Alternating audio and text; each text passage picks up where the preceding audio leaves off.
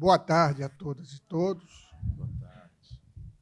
Os agradecimentos da Academia Brasileira de Letras pelas prestigiosas presenças. Hoje teremos aqui a leitura de poemas. Cadê o livro?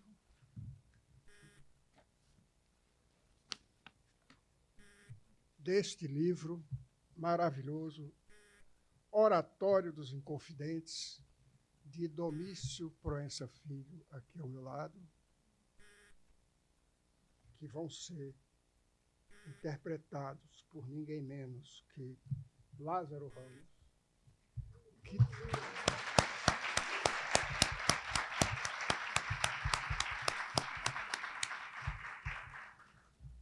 que estará autografando o seu livro, ao final dessa sessão, A Rainha da Rua Paissandu, de Ruth de Souza, de sua autoria.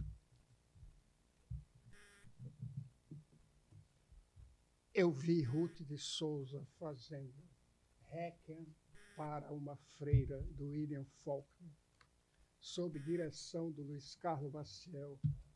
Meu amigo, foi um arraso. Um arraso.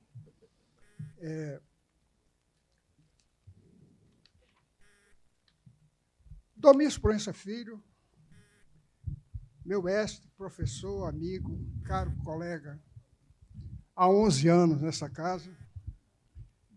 É, além de poeta, professor universitário de literatura brasileira e de língua portuguesa, ficcionista, crítico literário, roteirista e promotor cultural. Isso é novo. Tudo bem. E depois de hoje ele vai ser um metteur en scène comme il faut. Né? Tem publicado 69 livros.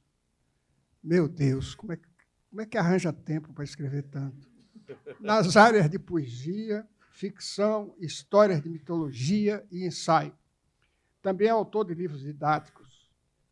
Isso aí, eu sou casado com uma professora que diz assim, não há ninguém nesse país que passou por uma escola que não leu Domício Proença Filho. Né? Vários dos seus poemas integram antologias no Brasil e no exterior. Alguns de seus livros são objeto de teses universitárias. É professor emérito e professor titular de literatura brasileira da Universidade Federal Fluminense, aposentado, e doutor honoris causa da Universidade Clermont Auvergne, e membro, entre outras instituições, desta academia, desta Casa de Machado de Assis, de que já foi presidente. Lázaro Ramos. Ué, não me deram a biografia do Lázaro. Omitiram a biografia do É ator. É ator. É ator. Muito bem. Não mandaram a biografia do Lázaro. Ator é baiano. É Não é, Geraldo?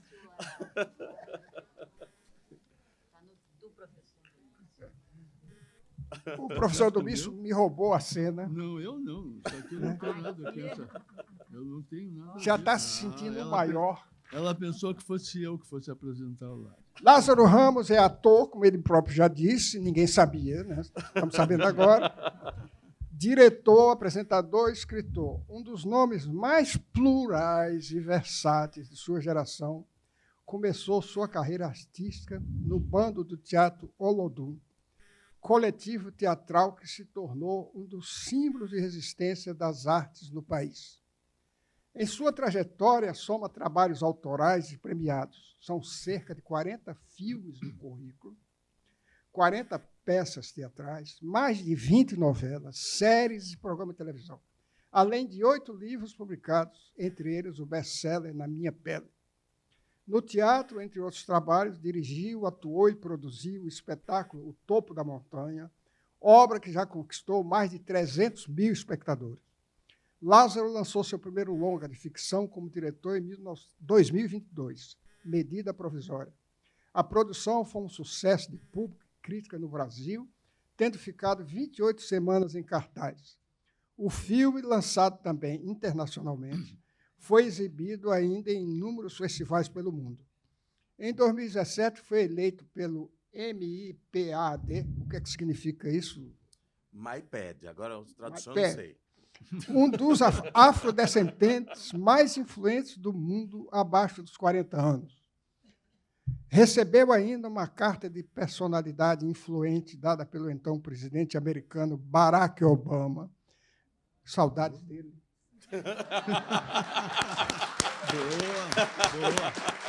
Começou bem.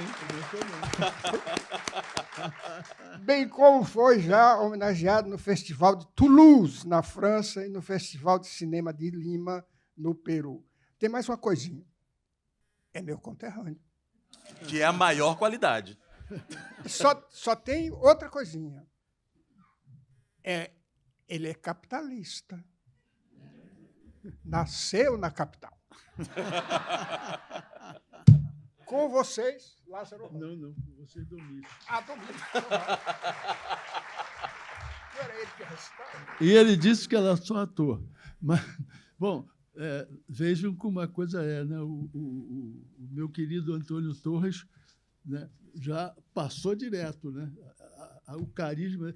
A minha desvantagem é muito grande. Eu estou aqui só de acadêmico, entendeu? E apresentador. Bom, mas eu vou, então, dizer... Espera aí, deixa eu quebrar o protocolo lá. Quebra lá. Já, quebrar. Não dá para começar sem agradecer pelo seu convite, por estar aqui, que a gente se encontrou na Bienal do Livro. Foi. E queria deixar aqui expresso minha admiração por você, o quanto eu celebro todo o seu caminho, todos os seus livros.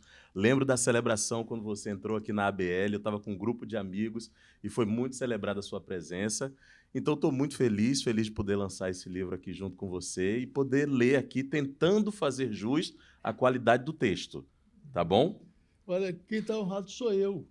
Você está aqui na mesa comigo, né?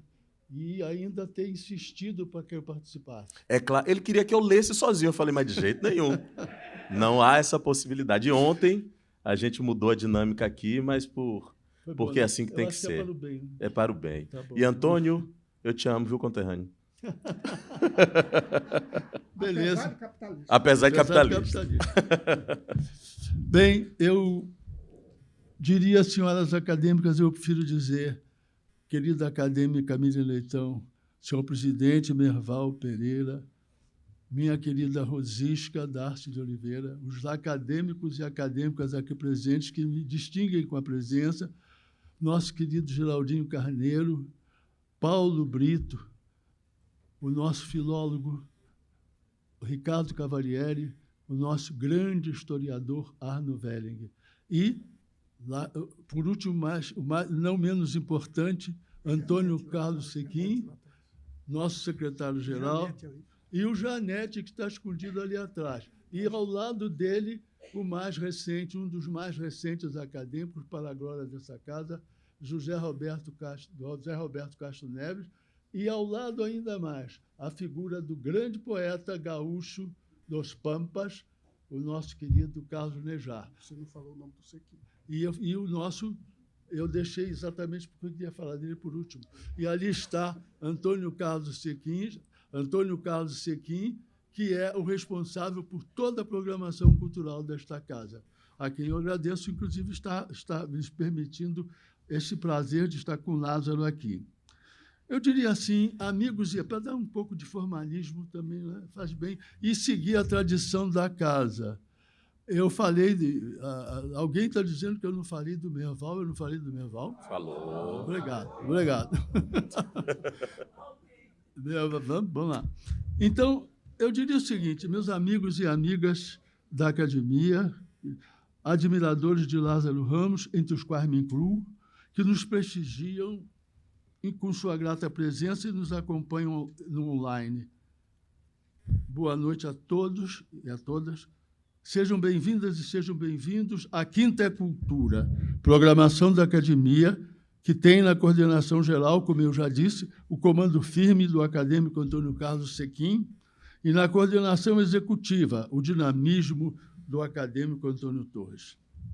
Agradeço, antes de tudo, mais uma vez, ao meu amigo Lázaro, o privilégio da leitura que vai fazer dos versos do Oratório dos Inconfidentes.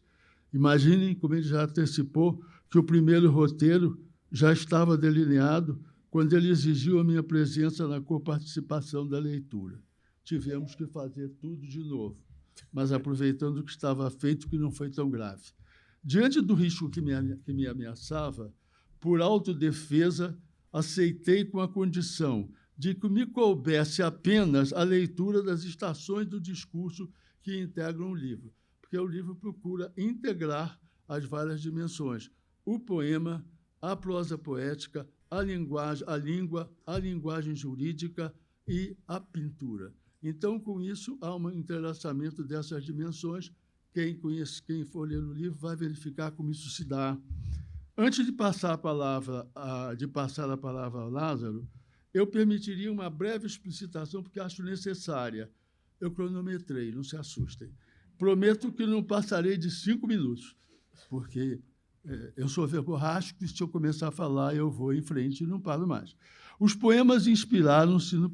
Uma breve explicação necessária, né?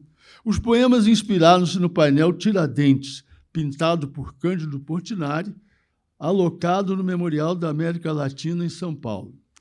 Foi um quadro feito por encomenda. Daí dá para perceber a sutileza dos esboços que serão apresentados à medida que os poemas forem sendo lidos. Dessa maneira, há uma relação entre a Conjuração Mineira, um episódio referência da nossa história, a literatura, a língua, a linguagem jurídica, etc.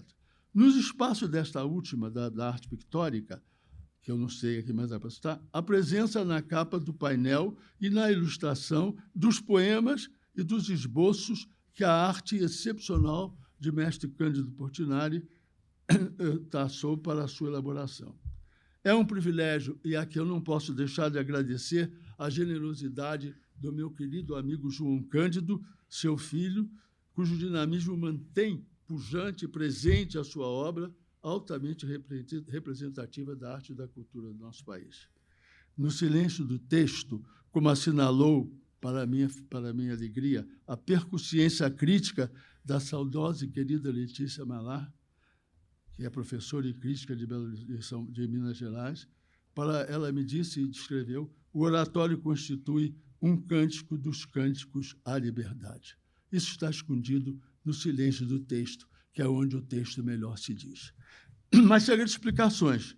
Todos nós, e ninguém mais do que eu, queremos ouvir Lázaro Ramos lendo os poemas e depois nos dizendo da biografia de Ruth de Souza, uma das grandes damas do teatro e da cultura brasileira. Lázaro, a palavra é nossa. À sua vontade. Oratório dos Inconfidentes, Domício Proença Filho. Ilustrações de Cândido Portinari. Beleza. O pátio... Peraí, primeiro eu leio e você depois diz. Ah, você ainda vai ler mais um pouco? Não, eu vou ler o poema. É verdade. Olha aí, tá vendo? Mudei ontem e já esqueci. Tirei o primeiro papel da frente. Vai ser uma bagunça. Não vai dar certo, Domício. Claro que dá. Não vai dar. E nós vamos conversando. Eu acho melhor a gente desistir. Olha quanta gente está aí que vai ficar decepcionada. Pois é, mas nós vamos fazer direitinho. Tá bom, vamos. Eu vou ler o prólogo das estações do discurso do livro e diz o seguinte. Agora eu tenho que caprichar, né? Imagina a presença do Lázaro. Fala. Eles são meio uma dupla, né? Eles falam as coisas em segredo. São os bastidores da apresentação. Vou ler, então, o prólogo das estações do discurso. A conjura no tecido a força das ideias, a coragem da ação, subterrâneos dos interesses financeiros. Paira no ar de Minas um sentimento de pátria, manhã de floração, véspera de fruto. Cabeças de magistrados, de padres, de advogados, de poetas, grávidas de revolução. 1000 silêncios acesos no caminho contra a injustiça e o despotismo. A traição vela, sequiosa, devassas, cursos diluídos entre Rio de Janeiro e Vila Rica. Os senhores da pecúnia, sombra e muro. descartados da tinta do processo, apagados da história. Os semeadores do gesto, sonhadores, eternizados na mitificação sagrada dos heróis e nas reentrâncias assustadas dos fatos, a semente plena. Liberdade, ainda que tarde. O pátio dos enforcados. No pátio jaz o patíbulo e a corda. No ar, esponjas de fel. Nas esquinas do tempo, a cal e as cruzes do sangue, o sal, a mão do carrasco.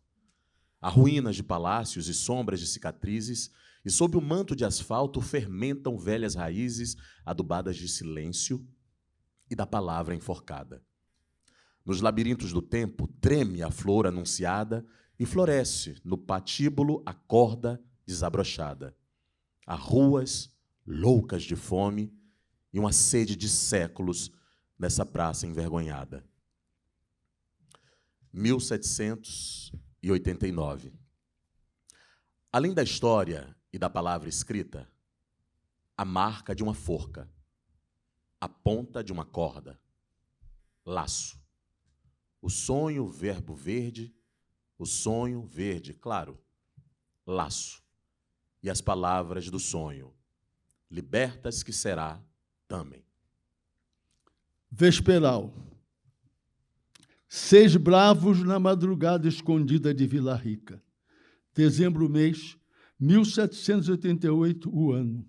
6 homens na casa da Rua Direita e os sonhos de libertação. Inácio José de Alvarenga Peixoto, poeta e senhor de terras plantadas de lavras de ouro. Francisco de Paula Freire de Andrade, o anfitrião, comandante do Regimento dos Dragões. José Álvaro Maciel, semeador de ideias. Filho do capitão-mor de Vila Rica. José da Silva Rolim, o padre do Tijuco. Carlos Correia Vigário de São José. E o alferes dos Dragões, Joaquim José da Silva Xavier, por alcunha, o Tiradentes. Lá fora, germinam excitadas a insatisfação e a revolta. Adubo, o alvará de 1785, que dá fim aos teares e à manufatura de tecidos finos e fecha as estradas do interior para o litoral. Chega o governador Luiz Antônio Furtado de Mendonça, visconde de Barbacena. Missão primeira, fazer cumprir a lei, obrigar a doação mineira de 100 arrobas anuais de ouro à Fazenda Real. Dura e áspera, à medida, a cota exige a cessão pelo povo de todo o ouro extraído das minas. A ordem rigorosa. Se preciso fosse, eliminar diferenças com um imposto per capita à derrama. E fez-se necessário. Na cabeça dos homens agitam-se ideias francesas e americanas, e a eles se junta o desembargador Tomás Antônio Gonzaga. A conjura adeja no ar de Minas. Os homens tecem planos costurados com a palavra dita. Não escrevem, que escrever é sempre um risco. A véspera. O ouro azedo da derrama choca os ovos da conjura. Sussurros e ameaças em cada vão do caminho. E palavras exaltadas, e medos e covardias, e há vozes de comando, de fé, coragem, ousadia. Há uma ideia de pátria pairando no ar de Minas e na cabeça dos homens. E uma bandeira abrigada nas salas da Inconfidência. Há um dia de batismo nas águas da esperança, mas a palavra escondida espreita, alerta na noite, serpe pousada no muro. A legenda. As formigas de Vila Rica não sabem essas palavras, nem os cavalos, as borboletas, os cães, as árvores, o rio. Não sabem as estrelas. Essas palavras plantadas na forca, em cada fio da corda e na carne esfacelada, luzes no percurso em cada dobra do tempo, nos ecos de cada fome, no espinho de cada sede, no sonho verde do silêncio. Seiva, libertas, que será também. Semeadura. Semeadura. O povo. Terra, lento, o arado. A face calcinada, amargos sulcos na manhã noturna. A aurora sepultada, véspera da tarde clara. O tempo, chuva em campo aberto, flor, à espera, noiva, sede. Gota a gota a terra fecunda, antevéspera da nova flor maior, tarde sonhada. Estratégia. As armas acalentadas, o segredo. Grupos avisados acolheriam o tumulto plantado pelo alferes. A hora, a da derrama, esperada para fevereiro de 1789. A Joaquim José, missão de sangue. Prender e degolar o chefe do governo. Depois, o retorno ao oceano do povo, águas agitadas. Com atraso premeditado, Freire de Andrade, no comando do seu regimento e na falsa fala à multidão nervosa, indagaria a pretensão da praça agigantada. E Tiradentes, a cabeça do Visconde erguida, estandarte cruento, acenderia o grito agasalhado na esperança. Liberdade. Irmanados no palanque, alferes e comandantes anunciariam a chegada da República e a declaração da independência. A senha, tal dia é o batizado. A senha conduziria as forças revolucionárias ao núcleo das operações. E pelos caminhos do Rio de Janeiro e de São Paulo se espalhariam as sementes na ponta das espadas, na expectativa do poder de fogo. Ideias e preparativos sedimentam-se na emoção dos 7 companheiros na sombra da conspiração redentora. A força da conjura não consegue romper as paredes da mansão da Rua Direita para aninhar-se no espaço esperado de toda a gente. Nobre é o ideal, ingênua a logística, frente à grandeza do propósito. Mínimas as armas e a mobilização popular. Um projeto luminoso que subestima a dinâmica do processo e ceifa-se o movimento. Na lâmina do corte, a traição. O traidor Joaquim Silvério dos Reis. Desculpa, Domício, antes de continuar, queria perguntar, como é que você está lendo sem óculos? Porque eu estou com a dificuldade. Eu fiz operação de catarata. Eu quero o nome do seu oftalmologista. Eu estou impressionado. Desculpa. Tá bom. Vou botar meu óculos. Põe seus óculos, tudo bem. Depois eu te dou o endereço. A secreta arquitetura. Entre as pontas do compasso, argúcias e sortilégios. Vozes nas portas fechadas riscam traços do percurso à liberdade. A liberdade se forja em estranha arquitetura. Avais de ouro e palavras entre teias de mistérios, os ecos fluem das salas e animam gestos ousados no sobressalto das ruas. Traição e cerco, você. Aí, tá vendo? Beleza, tá bom. Não está de óculos? Não estou de óculos. Se tivesse de óculos, sabia. Né? Traição e cerco. Março 1789. Um gesto corta o voo da conjura. O Visconde, governante, avisado, armou o contragolpe na dissimulação. Agora age. Com os ganhos da surpresa, suspende a derrama. Por 3 razões básicas: a recomendação das autoridades maiores, evitar sobrecarga insuportável para as gentes das minas, a conclusão da junta da fazenda de Vila Rica, impossível aplicar o imposto. O motivo mais forte, o esvaziamento da revolta em sua arma de impacto. Desnuda-se a fragilidade do ousado plano. Elimina-se o esperado agente aglutinador das insatisfações. Esvai-se a hora da sublevação. Quem o proclama? O lúcido desconsolo do desembargador, poeta Tomás Antônio Gonzaga. Desativa-se exânime o entusiasmo.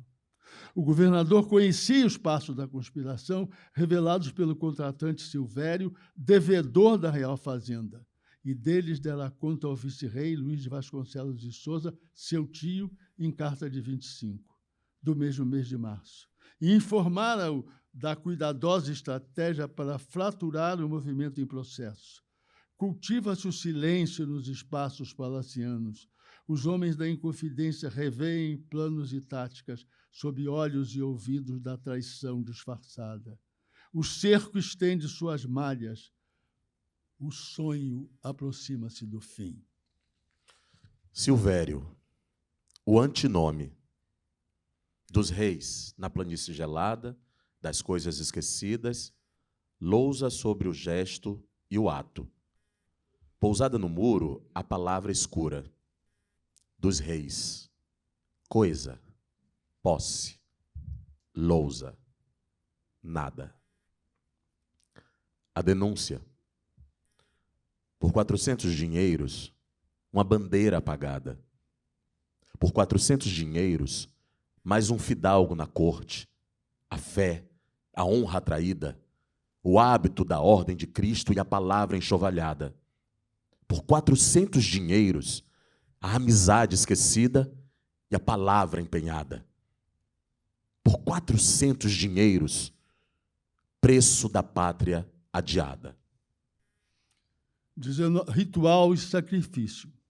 18 de abril de 1792. Rio de Janeiro, sala do tribunal. 9 os juízes. Presentes o vice-rei, a igreja por seus padres, a guarda fortemente armada, e os réus frágeis, acorrentados pesadamente às janelas. Na defesa, José de Oliveira Fagundes, brasileiro, pede mercê para os implicados. 18 horas de tensão e de palavras agudas e a sentença. A forca, a decapitação, o esquartejamento. De repente, a clemência na carta da rainha Dona Maria a Louca. Todas as penas comutadas em banimento, menos uma, a de Joaquim José da Silva Xavier. Para ele, o requinte, depois da corda fatídica, a cabeça cortada e exposta ao escarmento público, cravada em alta estaca no centro de Vila Rica. O corpo esquartejado, as partes exibidas nas vias de acesso à capitania, e nos lugares de maior frequência de público, e a casa destruída, a terra salgada, amaldiçoada a família. Abril 1792. 21 o dia.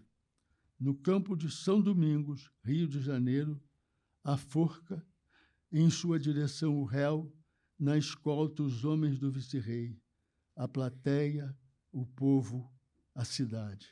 Segue o alferes, alva sua veste. A luz do sol, prelúdio de estação presta a inaugurar-se. E o réu sobe, entre discursos e vivas, a louca soberana. A mão rápida do verdugo cumpre a missão. A corda jungida ao pescoço forceja a morte. Mas a vida resiste, forte como a palavra. Só os pés do carrasco, sobre os ombros do mártir, consumam o sacrifício. Só os pés. 12 horas no campo de São Domingos. Amanhecia nas terras do Brasil. O sacrifício. Longo o capuz negro e o cadafalso. Longos os braços tensos e a mão. Longos os olhos fundos e o gesto duro. Longe a véspera adiada do riso, tarde clara. A corda. A queda brusca. Corpo pendente do azul azedo e frios longos. Os braços secos, mão aberta. Oferta. Longos os olhos constelados e o gesto claro, iluminado. Ascensão. Nem pássaro, nem vento na manhã ensandecida. A corda grita e arrebata a palavra, abrigada na garganta. A cidade escurece, envergonhada. Cai o corpo fraturado. A ideia emerge, voa por cima da praça, das ruas, becos e casas, penetra em olhos ávidos, semente. O céu tinge de vermelho nova aurora inaugurada. Da corda pende a palavra, antevéspera da tarde proclamada, adorna muros de igreja, placas de ruas, marcos da estrada, e para além do horizonte e do tempo vivificada, e sussurra com o vento no azul vivo da tarde: liberdade, liberdade, liberdade. O morto, plantado, corpo, nas estradas das Minas Gerais. Cabeça, tronco e membros, e a terra salgada nas estradas de Minas. E o corpo partido, raiz, nas estradas de Minas, o corpo liberto. E mais do que o corpo, o nome do homem. E mais que o nome, a flor, palavra. Libertas que será também. Ele. À frente do percurso, ao ritmo sincopado dos tambores do tempo. Longe, a sombra de uma forca e o carrasco. Os olhos aguardam mudos. A sentença se cumpre. Agudo frêmito. A morte rege o espetáculo absurdo. Os olhos abertos agasalham o sêmen do verbo imaculado. E um horizonte de luzes irisa de ouro antigo as dobras do tempo novo. A força do gesto e da palavra. Um gesto malogrado a conjura. Ato decapitado no alvorecer de sua estratégia. Mas um traço indelével no tecido da história. Aglutinador de insatisfações, o movimento traz à luz o conflito entre a capitania mineira e as autoridades portuguesas. Ativa as chamas de um nacionalismo nascente. Já há brasileiros no Brasil, e muitos já integram o regimento dos dragões e lutam por um lugar na máquina burocrática, no espaço dos tribunais, nos dividendos dos empreendimentos lucrativos. O rito da justiça relativa e a morte injuriosa não infartam o ideal da liberdade. Os homens morrem no cadafalso, na prisão, no degredo, no pano tênue da memória. A história registra nomes e fatos, alguns. As ideias, porém, vicejam, lúcidas e ágeis, para além da morte decretada. Dirigentes e coesos trabalham os artífices da secreta arquitetura, e sobre a curva do compasso florescem os desejos de libertação, plantados e cultivados com êxito em terras irmãs da América, gerados e disseminados em paisagens europeias, agasalhados com entusiasmo e audácia pelos inconfidentes do Brasil. Adubada com sangue, a semente germina inexorável, semeada pela ação e pelo verbo. Fecundação. O sonho adubado do sangue derramado, à sombra da corda eriça, todas as portas e janelas abertas. Voa o sonho e pousa pétalas verdes nas ogivas e frinchas alertas, estrelas de pólen. O sonho, abelha mestra inundada de sol, inaugurando o voo. Gênesis. A corda corta o fio da existência. Ponte. Os pés do carrasco cravam a morte nos ombros frágeis.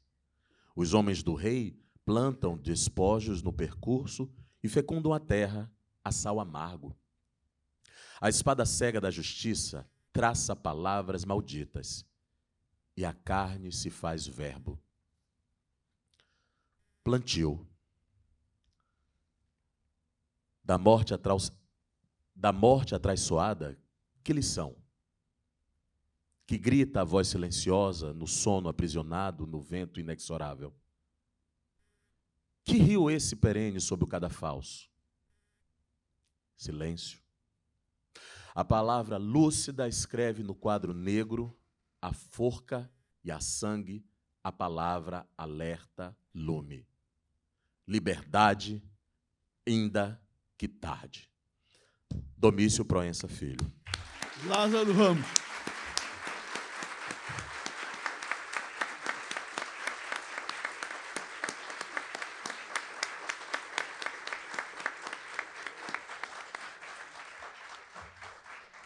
Eu fico muito feliz da gente estar aqui junto, porque, enfim, num tempo de banalização de palavras, né, a gente se juntar aqui nessa sala, em cima de um palco, que para mim é um templo, é muito precioso, principalmente porque a gente está falando de história do nosso país, né, Domício? É verdade. E, assim, como contar essa história para novas gerações, como recontá-la, eu acho que você faz isso brilhantemente no livro. Quando eu recebi, que sentei para ler, eu entendi qual era a sua estratégia narrativa e fiquei muito feliz de ter acesso a essas poesias, ao seu texto. Eu queria, antes de eu falar sobre o livro da Ruth, eu queria perguntar a você por que é que você escolheu fazer desse jeito? É uma boa pergunta. Bem, esse livro nasceu de uma epifania, como se costuma dizer aqui na academia, não é? Eu recebi de presente uma reprodução do painel Tiradentes do Portinari.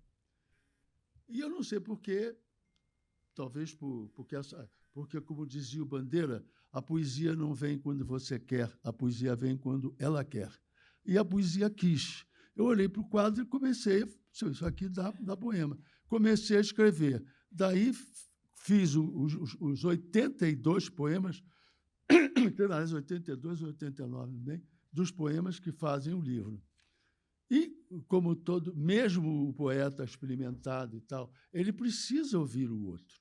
E o outro, no meu caso, nós trabalhávamos juntos no Departamento de Cultura do Estado da Guanabara, do então Estado da Guanabara. E nós, eu então sabia que o Rubem era um aficionado de poesia, que não dormia sem ler um poema. Hã? Rubem Fonseca, não dei o seu nome, por causa da nossa proximidade. E o Rubem... Tirou onda, Domício. Rubem, o Fonseca é para depois, eu ia fazer um suspense. Sabem quem era o Rubem? Eu ontem fui no aniversário. Fonseca. Eu ontem fui no aniversário do Luciano Huck. Pois é. Então, para encurtar a história, é muito engraçado. Eu tenho que contar porque isso é interessante. Aí o Rubem leu, o Rubem adorava ler poesia. Leu, e no dia seguinte já chegou e disse: Domício, li sim, mas por que você não faz como Pound? Ezra Pound, o escritor.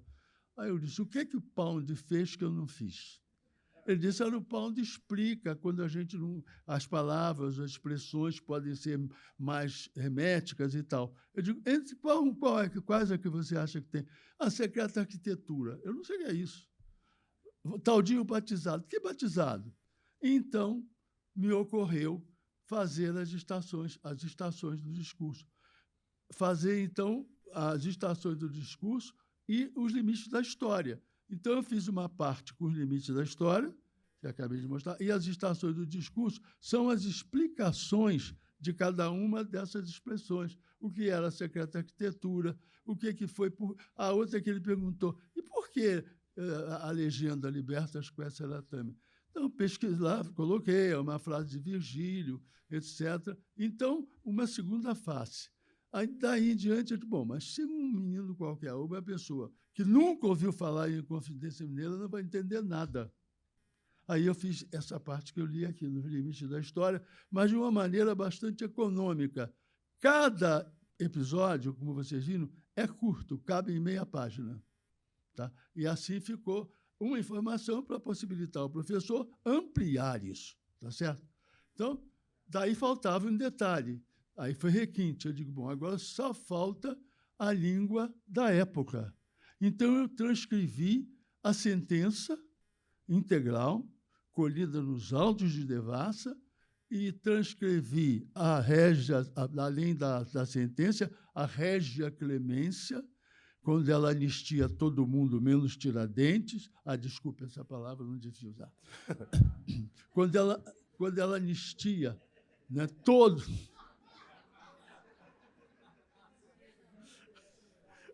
Ato falho.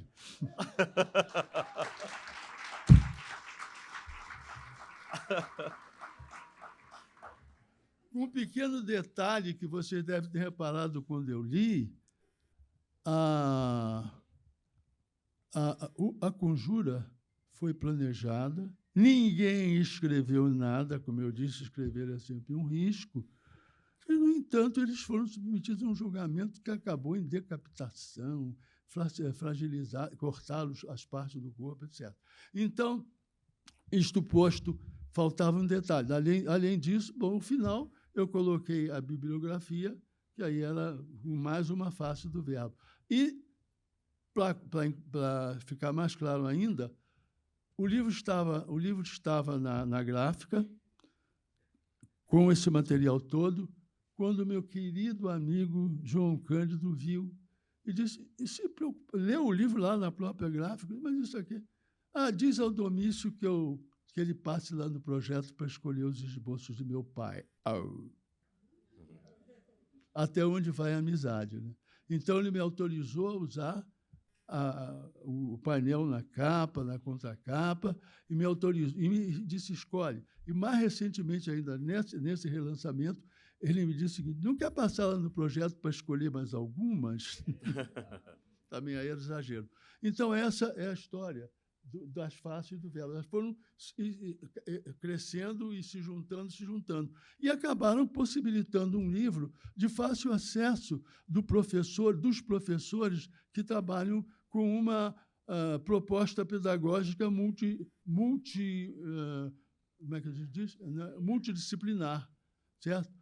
E todos os professores de história, e fazendo os meninos fazerem poemas, os meninos pintarem. Quer dizer, é um livro que teve... Faltou o outro lado meu, que é o lado do professor, né? Então, 38 anos em sala de aula, falou mais alto e eu fiz isso. Era isso, Lázaro, a pergunta é essa. Ai, coisa boa. E agora, você vai me permitir, com vocês, o biógrafo Lázaro Ramos.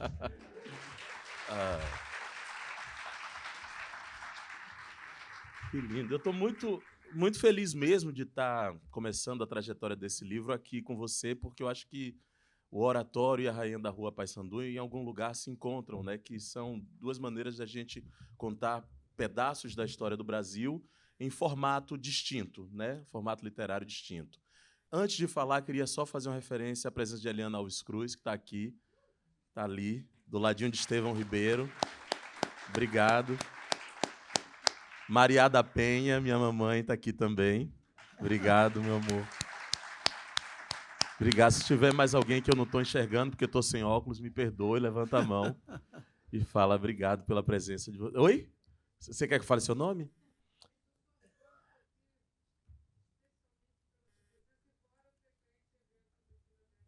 Assim é que se faz. Obrigado. E tem a presença também de uma pessoa que é tímida, não vou nem dizer onde ele está, mas que eu estou muito feliz porque está aqui, que é meu filho, João Vicente, de 14 anos.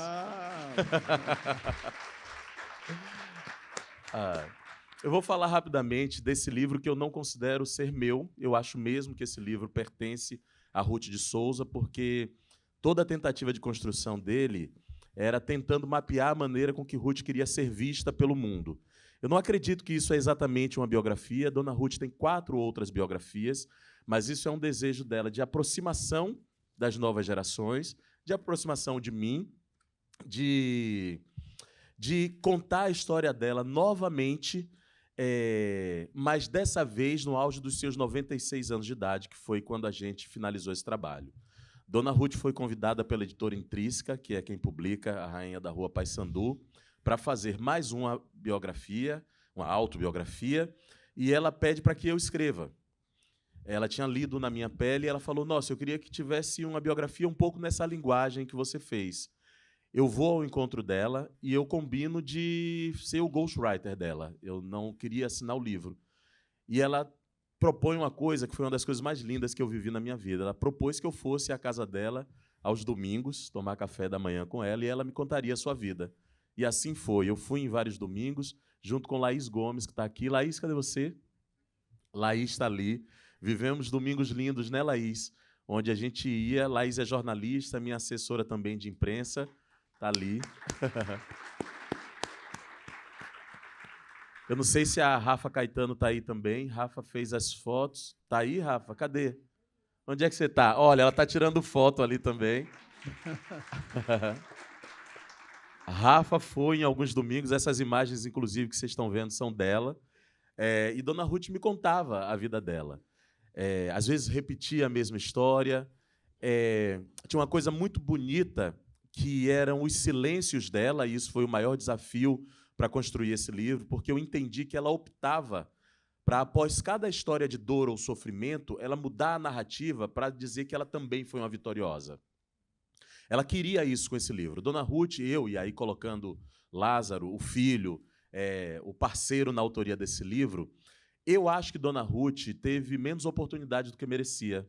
É uma atriz de um talento imenso, gigantesco. É uma atriz que, mesmo nos personagens pequenos e, às vezes, próximos de estereótipo, ela conseguia imprimir uma nobreza, um olhar diferenciado, uma competência artística que fez com que ela marcasse época.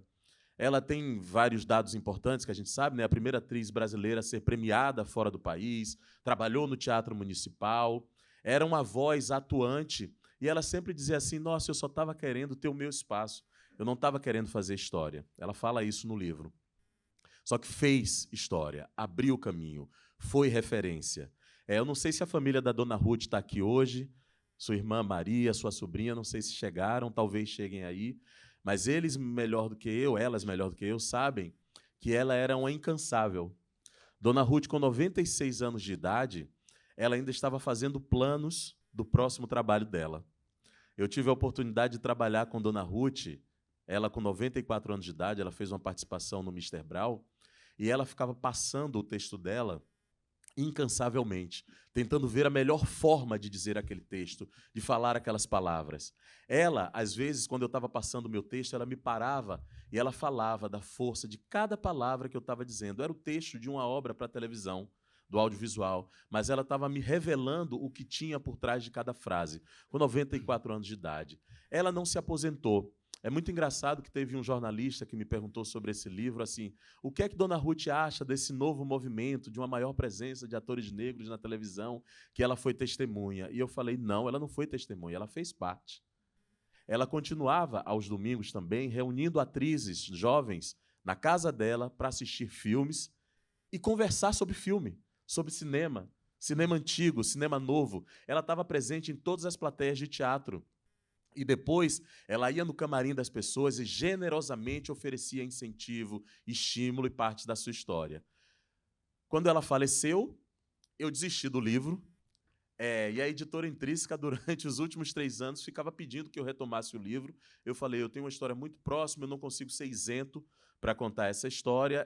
A minha relação com Dona Ruth é afetiva, e eu não consigo fazer o livro do jeito que vocês querem. Eles foram muito generosos, agradeço a Intrínseca, inclusive porque conseguiram me trazer pesquisadores, e aí o livro ganhou um formato. É um formato que ele mistura um pouco de teatro, porque, para mim, é quase uma escrita como se fosse uma peça de teatro, e ele é costurado por fatos históricos importantes do Brasil ao longo do tempo de existência da Ruth aqui na Terra conosco. Então, é esse livro da Ruth que eu estou oferecendo e trazendo para o mundo agora, respeitando o legado dela, respeitando a história dela e respeitando, principalmente, como ela gostaria de ser vista pelo mundo.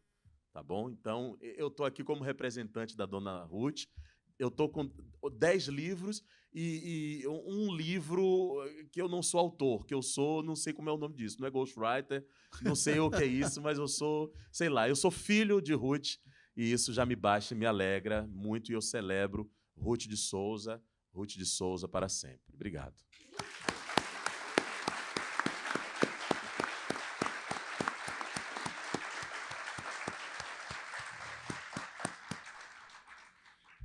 Agora o Antônio Torres vai falar alguma coisa, não? Antônio Torres. Não, vai trabalhar, vem trabalhar. Vem encerrar a mesa. Isso aqui é meu. Queria registrar a presença de Fernanda Felisberto, minha parceira de 20 anos. Vou aproveitar aqui, enquanto eles estão se organizando, para falar de um outro tema. Tem um programa que eu apresento no Canal Brasil, da Globosat, há 20 anos, chamado Programa Espelho. É um programa de entrevistas. E ao longo desses 20 anos... Quantos anos, Fernanda? Ao longo dos 20 anos, 17 anos, nós contamos com um quadro de indicação literária que é comandado pela Fernanda Felisberto, que está aqui. E eu fico muito orgulhoso de, nesse programa da TV, a gente ter espaço para falar de literatura com a sua voz, Fernanda Felisberto. Obrigado. Bom,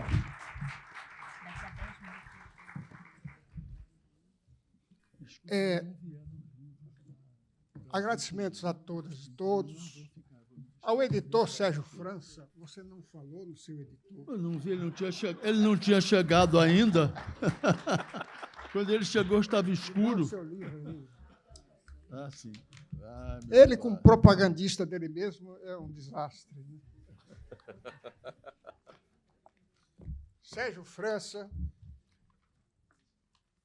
é o editor que publicou essa beleza de livro, de Domício Proença Filho, com ilustrações de ninguém menos que Cândido Portinari. Pronto. Obrigado, Sérgio. Eu também acrescento que ali está um dos diretores. Agradecer a todas e todos, aos amigos ouvintes de casa. Dá licença um instantinho. E eu acrescento a presença do diretor da editora Tinta Negra, que ali está, Vange de Souza. Se redimiu. Me redimi. Acabei de me redimir. Fala. A festa continua na próxima terça-feira com o ciclo de conferências Literatura e Política. E o tema é A Direita no Modernismo, Plínio Salgado. A coordenação é deste que vos fala, e o conferencista é o professor da UERJ, Roberto Acísalo. E na próxima quinta é cultura, teremos aqui a palestra O Demônio de Turing, Inteligência Artificial entre o hype e a realidade. A coordenação é do acadêmico Edgar Teles Ribeiro e a palestrante será Tatiana Roque. Todas e todos estão convidados. Boa noite, muito obrigado, e aos autógrafos desses dois. Calma, senhor. Eu queria dizer... Ele terá 10 minutos para autografar. Um aviso só. O Lázaro tem que sair para 10 minutos. Eu? Você não Por que sabia, eu tenho que sair em 10 minutos? Está me Você vai expulsando? sair 10 Eu minutos. nunca vi na BL você me expulsa com 10 minutos Não é agora. expulso, você vai sair e voltar. Eu vou sair e voltar? Vai. Ah, tá, ainda bem. Você vai sair, vai lá, há um bando de gente aí querendo entrevistar você. Ah, tá bom. Para sair hoje à noite ainda na programação. Entende? E aí você vai dar um repouso de 10 minutos, volta para os autógrafos para esta mesma mesa. E eu agradeço a todos a gentileza da presença, a distinção dos meus companheiros acadêmicos, e com vocês eu deixo Lázaro Ramos depois das entrevistas. Tá bom? Muito obrigado.